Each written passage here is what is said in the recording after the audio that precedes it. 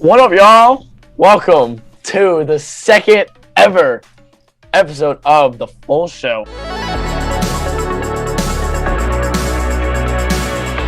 I'm your co-host, Jonathan Redline. And I am Alan J. Peño, and we got our producer, Coach Curry, in the house. Coach, how we doing? What? Oh, it's always a pleasure. It's great to be here on the second ever episode. We've only done two. A monumental feat. Feat. Happy Mama Day. That's why I said it. Happy Mama Day for sure. Happy Mama Day. Let's just dive right in. We're going to start with the NBA this time. Last time we started the NFL. And the story that has been circulating around with the NBA is that Kevin Durant has decided to stay with the Brooklyn Nets. Now, personally, from the start, I thought Brooklyn was the best place for him to stay in order to win a championship. They had a already solid roster around him with Kyrie and Ben Simmons, and they added TJ Warren and some other good role players. So I think it was a great spot for him to win a championship, but I want to hear your guys' thoughts. What do you guys think? Personally, I think that Brooklyn is one of his best bets in the league with a Kyrie Irving and with a good pickup in Ben Simmons. I think it was wise for him to stay for sure, because if you're Kevin Durant, if you're on a team, that team automatically has a decent championship odds. But then you add good all-star pieces along with Kyrie Irving and Ben Simmons, as well as their other offseason moves. I think it was smart for him to stay. I think it was definitely smart for him to stay. I think that if nothing else, if for no other reason, then we haven't seen what this team can be. This team is probably his best chance. Like, this is the best roster I've seen outside of the Golden State roster, which was just outrageously, I don't want to call it top heavy, but they just put together a great collection of talent. But I think if you look at the construction of this Nets roster, these pieces go together. They can play a bunch of different ways. And they offensively, defensively, they and their skill sets fit. And I think it's going to be great to watch. I think it's at least worth seeing how it works out. We at least got to see how James Harden, Kyrie, and KD worked a little bit. And I think after just a couple of years, we really haven't seen what this team can be. Kyrie's been injured. KD's been injured. Obviously, James Harden got injured. Ben Simmons was whatever he was last year. So I would love to see this team come back healthy. I think a lot more people would have respected him requesting this trade if this team had been together and failed. But to do all that with the team, you know, the team they've put together around him seems to be a really good roster. With some of the guys they added, with some of the veterans they've brought in, some of the young pieces, the shooters they have. They've gotten him a really good roster. For sure. And later segments, we'll look at their championship odds. But for now, we're going to take a pause in the NBA. We'll come back to it. And we're going to go over to the NFL. And we're going to start with the Carolina Panthers, as they named Baker Mayfield their starter over Sam Darnold. So I'll start with Coach Curry. We're going in reverse order. What do you think about this? I think it's going to be great for Baker. I think Baker right now, and I don't know if this would be considered consistency. He still has not had consistency while being, in the NFL. But I think at the very least now he's going to be able to play with no expectations. I think Baker's a good quarterback. I don't think he's a great quarterback. He's far from a perfect quarterback, but he's proven that he can play at a high level. He's not Aaron Rodgers. He's not Patrick Mahomes. He's not Tom Brady. He's not Joe Montana. But he doesn't need to be. And I think he has been expected to be, because the Browns had such a good roster. I think coming into Carolina, he's on a team with no expectations. They weren't even really expected to make the playoffs or to make waves. So I think he'll be able to go in. Looks like he's healthy, or at least getting healthy, to come in and just be able to play his game without the cameras. Hopefully he will kind of take a lesson from what happened with the Cleveland media and kind of ease up on them a little bit, stop some of the talking, and just focus on playing football. And we've seen when Baker Mayfield is playing confident football, how effective he can be. I really like what you said about kind of there's no pressure. He's finally, maybe for the first time in his career, playing without pressure. And so we've never seen that side of Baker. So I guess it's up in the air how it's going to go this season. Obviously, the Panthers aren't as set team as the Cleveland Browns. So he's definitely losing a solid O-line, solid head coach, these solid running backs. But we'll see. I've always been a fan of Baker. I've loved the swagger. I love the dog in him. Like last season, he played the whole season. It was a torn labrum, but he just refused to quit. He just wanted to play, literally left it all out on the field. And unfortunately, it affected his play, and now everyone was seeing him in this light of throwing 4 interceptions a game. But it stemmed directly from the fact that he refused to sit out. He wanted to leave it all on the field with his team. So we'll see how it plays out in Carolina. Though I love Baker, I don't think he, like Coach said, is a super talented quarterback. He is a above average quarterback. He's definitely a starter in this league. But if you look at the situation he was in with the Browns, you had a top 5 O-line, top 20 running back core, maybe top 1 running back core. He had decent receivers. He had a top 10 to 12 defense. His team was super complete around him, but obviously with the torn labrum and with all the other stuff, he just didn't put all the pieces together. And the Browns kind of did him dirty with the Deshaun Watson trade and all the other drama. With Carolina, he doesn't have all the great pieces, so there's not a lot of pressure, but at the same time, it's going to be a completely different experience. You obviously have Christian McCaffrey and DJ Moore, 2 great offensive weapons, but you don't have the offensive line. You don't have the stout defense. So I don't see them making too much noise, but according to some Yahoo Madden League simulators, they definitely they saw that the Panthers could make some noise, especially in the playoffs. And let's talk about that. Let's talk about that. So Yahoo did a Madden League simulation on a Madden 23 where they simulated the NFL 2022-2023 season.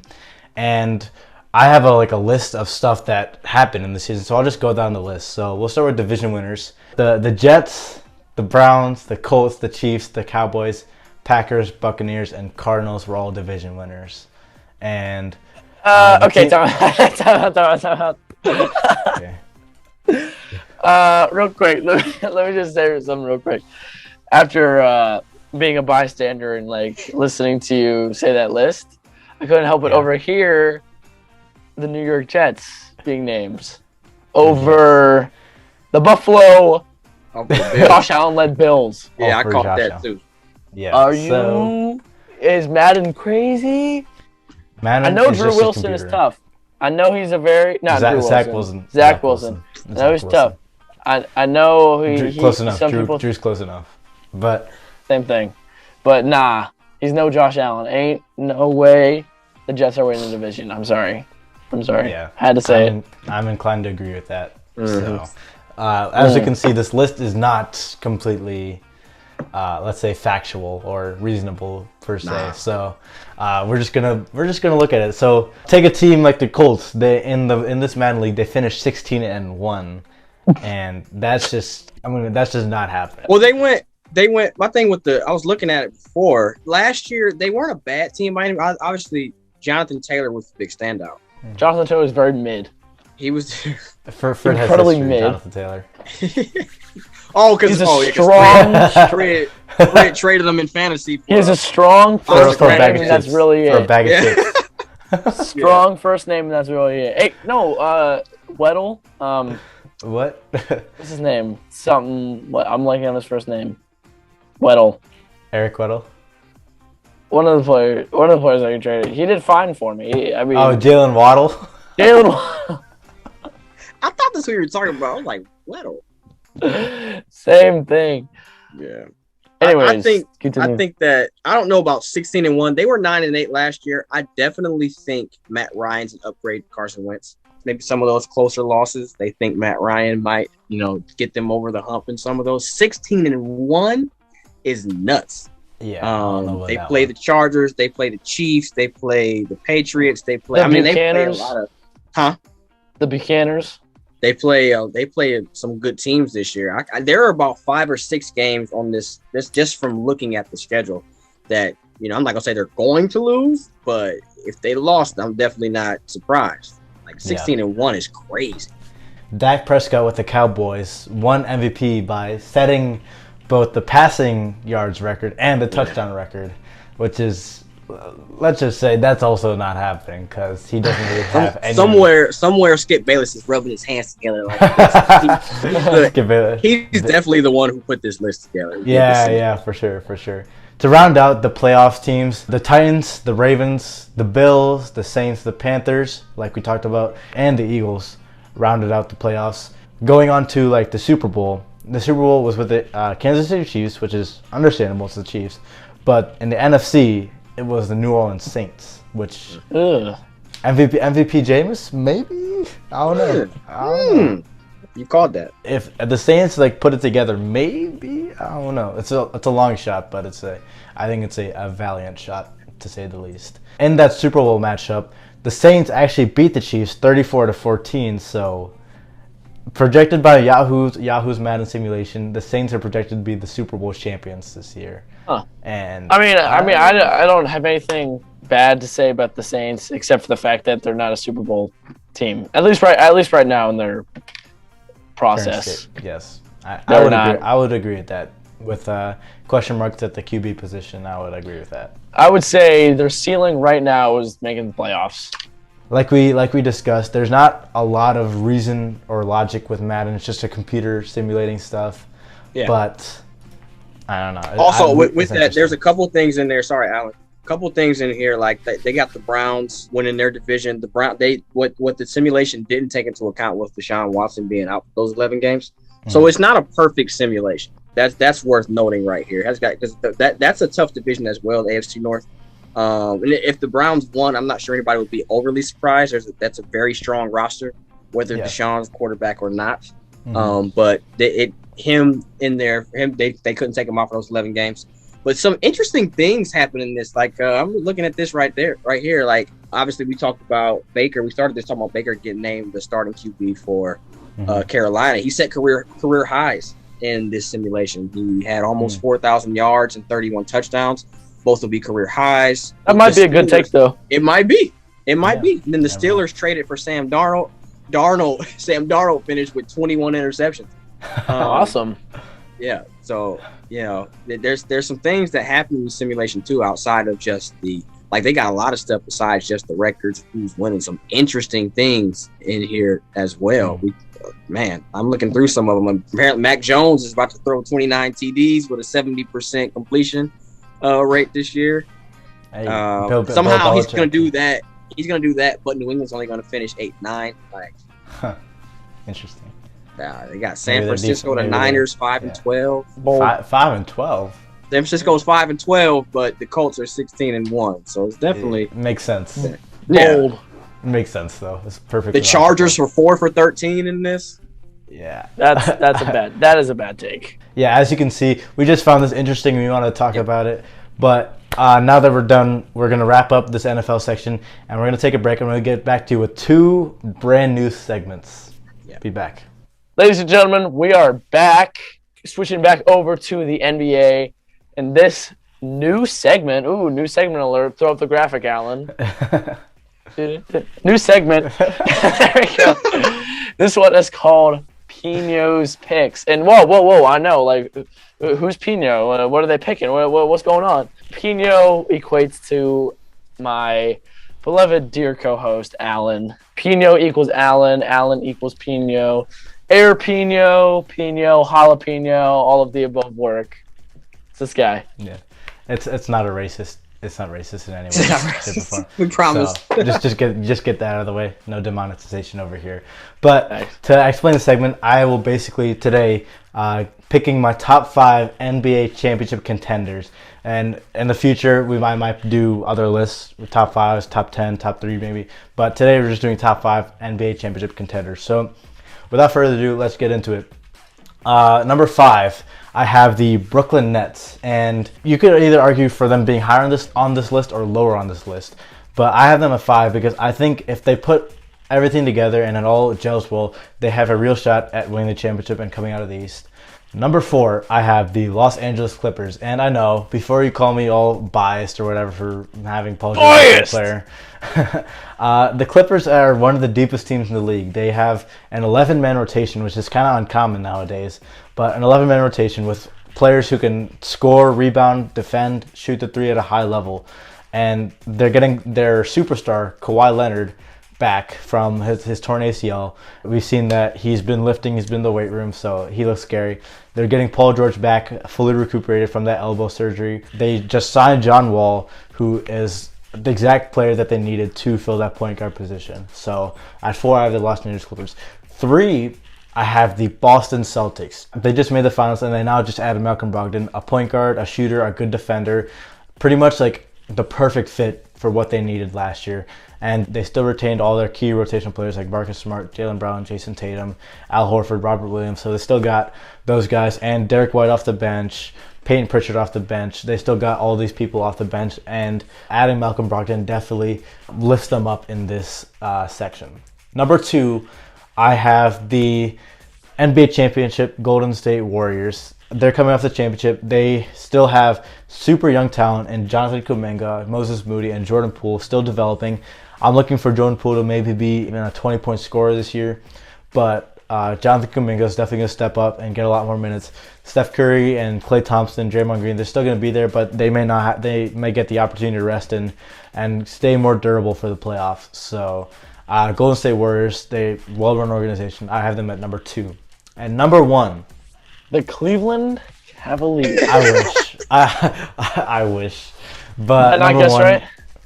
Unfortunately, no. But this guess is not. It's in the same division sort of thing.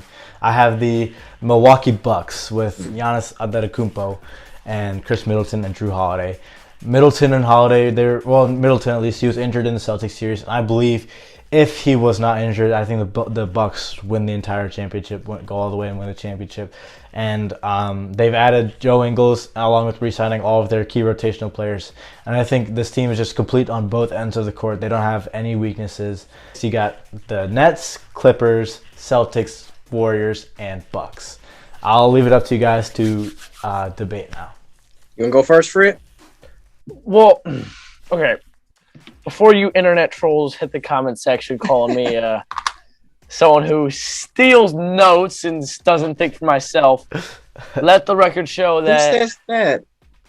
Let the record show that as boring, you can call me boring, I don't care, but I respect this list a lot, and I don't really see anything glaring on it. I obviously at first glance, the first time I heard, the Clippers definitely raised some eyebrows. Like, they've been low in the West, so far underperforming in this Kawhi Leonard, Paul George era. But then you gotta incorporate. Yeah, they had injuries. They've never really been at full strength, really ever, since acquiring these two. And then they added John Wall, a player who I think is a good fit. Well, we'll see. It could be hit or miss, but I think it's a good fit. So, unfortunately, I have no controversy to raise. I know, except I do think the Cleveland Cavaliers should be on this list. I think Ricky Rubio. You hear me? I think Ricky Rubio I think he has enough skill and talent to literally make that jump into maybe MVP conversations. Maybe. Call me crazy. Call me crazy. So Ricky Rubio is going to be the MVP and the Finals MVP for the Cavs championship team next year. It's been done mark before. This video down. That's think Michael Jordan, think LeBron James. Ricky Rubio. Put some respect on his name. Okay. Put him in that list. Coach, do you have any legitimate takes? Yeah.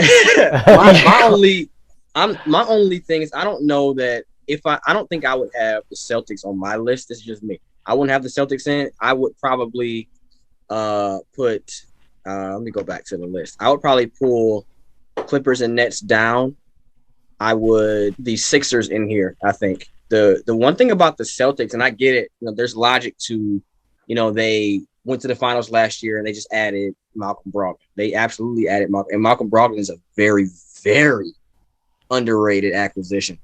Especially they're gonna have to come off the bench. Come on now, you got a player like that coming off your bench. But I'm thinking about how Boston got there last year. They didn't go through a single whole team until they got to the finals and then lost in 5. And really got lucky in game 1 and probably could have been swept. Well, they lose in 6. They lost in 6. I thought it was 6. They lost in 6. They got lucky in game 1. I had them going in 5 and lost in 6. They got lucky in game 1 and got super hot. That's going to happen. I don't necessarily think Jason Tatum is going to be that bad the next time they're in the playoffs, but I do think for as close as they came to losing to Miami, for Miami to not have been whole, I don't think they played a whole team to get there. And I think they still have a lot of holes. There's still a lot of questions with, their system and how they play. We think about even last year, how up and down their season was. They ended the season in the finals. At one point in the year, they were like 11th seed in the East. So, I mean, when you got a team that's going up and down like that, yeah, I don't know that I trust you to go back like that Nothing's promised. The Bucks haven't been back since, and we'll see what happens with that. I think Philadelphia has made some great roster improvements. I think their team works. You're going to have a full season with a healthy, in shape James Harden. They added PJ Tucker. They added Daniel House. I think they're primed and poised. They got Ben Simmons out of there. So not that he's a bad player, but that distraction's out of there. They're going to be singularly focused, I think. There's going to be a new energy, I think, in that building. I think they're going to surprise some teams this year. For it to be a successful season for them, I think they got to get out of the second round. And I think they're looking like at their ceiling to me is a championship. I think their floor is the Eastern Conference Finals. That's my opinion. But yeah, healthy James Harden and Embiid, I think they could be on this list easy. So yeah, that just about does it for Pino's picks. Next, we have another brand new segment, and this segment is called Coach's Court. I'll pass it to Coach to let him explain. Okay, like Alan said, like Peño said, this is called Coach's Court. So here's how it works. Court is in session. I am the judge.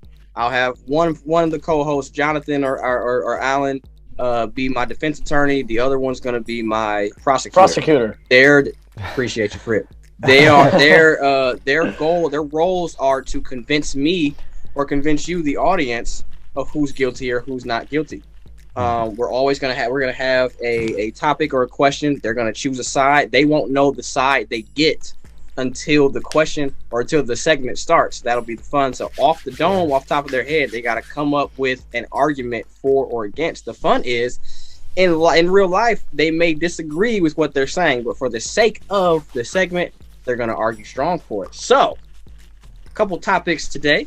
I think Fred, today you're going to go ahead and be our prosecutor today. Prosecutor. Alan's going to be our defense attorney. So Fred will be deciding. He's trying to convince me that these folks are guilty. Alan will be not guilty. So, wait. Say that again. You are the I'm saying that they're guilty. You're trying to convince me, the judge, that they are guilty. That's how you that's the. I didn't know that. So I'm convincing that they're guilty. Got it. And did we say how this debate will be settled? So I'm going to be the judge, but the audience is going to be the jury, and you guys are going to decide in the comment section. The comment section down below, who the real winner is. All right. Number one. I don't want to lose. Patrick Beverley went viral on Twitter. He had a tweet that went out towards Kevin Durant. It says, "Y'all can sit and don't say nothing, but that ain't cool. It's dudes with families out here who haven't got a job because of this KD mess. And to be on and off ain't cool." So basically what Patrick Beverley is saying is Kevin Durant is being selfish and people out here are waiting on him. So KD is charged with being selfish and holding up NBA signings and free agency by being on and off. I'll start with you, Jonathan Fritline. Is Kevin Durant guilty or not guilty? And tell me why. So he's guilty. He's guilty. Did I say that right? Yeah. Okay. Don't answer that. Okay. So yeah. Okay. I got it. So I think he is guilty of this because can you restate the question, please? I forgot it. Jeez. Okay. I can't. Okay, it's really hard because I don't. Coach, is there a time limit on these? No. We said 30 seconds. He's guilty. Listen. Okay. I understand where Patrick Beverley is coming from. Because Kevin Durant is such a high market, high value free agent, everyone's eyes are turned, everyone's ears are turned at the possibility of Kevin Durant leaving. Wait, did you say something? Are you interrupting me? Keep going. Well, I'm in the middle of prosecuting? My goodness. Order in the court. So Kevin Durant, when going viral saying that he may be looking for other options, and then word got out saying that he'd rather retire than play with the Brooklyn Nets. I know he came out and said that was all false, all hogwash, but still, the point is Kevin Durant really has been the highlight of this somewhat docile offseason. Just by being in the news, pump faking the media left and right, with, oh, I'm going to leave, oh, I'm going to stay, and finally staying now. I would say he's guilty in the sense that he's kind of toying with all the GMs in the league. He's kind of like the teams that come to mind are the Phoenix Suns, Miami Heat, teams like that, saying, hey, like I think like early June, he was like, I'm not going to stay with the Brooklyn Nets. Like he doesn't see them going anywhere. He doesn't agree with the management. And then fast forward to mid-August, and he's saying that, yeah, we're going to run it back. That doesn't make much sense, and he kind of put the whole league on hold. No one was really doing anything because what's that face for? It's a school night for you. What, you want me to wrap it up? You want me to wrap it up, man? All right, well, just time me out. Jeez, be a judge. No, how long you were going? Okay. All right, that's enough. I'll time myself out. Alan, KD is charged with being selfish and holding up NBA. I feel like I got to reread the question now because it's been 10 minutes. Yeah, go for it. KD is charged with being selfish and holding up NBA signings by being on and off. Is KD guilty or not guilty, and why? I'm defending Kevin Durant and saying that he is not guilty because if you look at what the Brooklyn Nets have done this offseason, they've been looking to trade KD, and KD has had specific spots. So if you want to say that he's held up the Miami Heat's offseason, then you can say that because they have not looked to sign other players except Kevin Durant or like other players like Kyrie Irving, but they've looked to make trades with him, but not really sign other players. Same with Phoenix, same with Philadelphia, same with Memphis. They haven't looked to sign other players, which is kind of free agency or the offseason talk, but they've looked to trade with the Brooklyn Nets. So in that sense, Kevin Durant has not held up off-season signings for other players, but he has kind of held up the trading and the transaction sort of deal part of that off-season. All right, and we'll let the jury decide in the comment section down below who won that one. Next question. The Browns. Man, this will be a good one here. The Browns are without Deshaun Watson for 11 games this season. They are still a very good roster, but they are being charged with being a playoff team. They're being charged with being a playoff team. Are they guilty or not guilty of being a playoff team this year, keeping in mind that Deshaun Watson is out for the first 11 games of the season? Fred, go ahead. Guilty meaning they are a playoff team? Are they guilty of being a playoff team? So, okay, yeah, guilty meaning if they're guilty, they are a playoff team. Got it. Yes, they are guilty of being a playoff team. Of course. Okay, the team has, like Alan literally mentioned early in the episode, top 5 offensive line, top 10, top 12 defense. Kevin Stefanski, definitely a proven coach in the league. And then their top 3 for sure, perhaps debatable top 1 running back core. And then you guys are both smiling. I don't appreciate. Am I doing something wrong? Nah. Okay. All I'm saying is, yes, we understand Deshaun Watson is out, but Jacoby Brissett, and I forget our other backup. They are definitely average to below average quarterbacks, but the point is, our roster is set enough. You've seen plenty of teams go to the playoffs with a subpar quarterback. So yes, with the roster that we have right now, I forgot to say Amari Cooper, but we did lose Jarvis Landry, and all right, that's it. I was just going down how stacked the Browns are. So yes, they're guilty of being a playoff team. Alan, you need the question reread? No, I think that was good. I'm good. I think I'm good. So I'm defending that the Browns will not be a playoff team, and my reasoning is, if you look at the past 2 seasons, who have the Browns had at quarterback? Baker Mayfield, at above average quarterback, like we've defined this entire episode. And now who do we have? Jacoby Brissett, a below average quarterback. And like Fred said, we have all this top five running back core, top 12 defense, top 5 O-line, whatever. But without that quarterback for the majority of the season, I don't think we can get above 500. I don't think we can make the playoffs. Like, With Jacoby Brissett, a below-average quarterback is easily the most important position in the field. Without an above-average quarterback, to get the ball to like Amari Cooper, you said, or to Kadarrell Hodge, or any of our receivers, who we have a pretty weak receiving core anyway. Without an above-average quarterback, like Baker Mayfield per se, then I don't think we can make the playoffs without Deshaun Watson. We've been making the playoffs, though. It's not your turn. Order in the court. Order in the court. Come on. All right. So that is my argument. Not above average quarterback. All right. Speaking of the Browns, the NFL appealed Deshaun Watson's suspension after agreeing on a neutral third party making the decision. The NFL is charged with overstepping and just doing way too much. Are they guilty or not guilty? Fred? I would say they're guilty, for sure. Because, Deshaun Watson, it was a big trial in the headlines a lot. Yes, he was suspended for 6 games was the original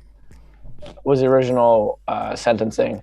And in my mind, once it's all said and done, like, that's it. I understand the NFL is all about image and they don't want this, quarterback only being suspended for 6 games after doing all that he was done.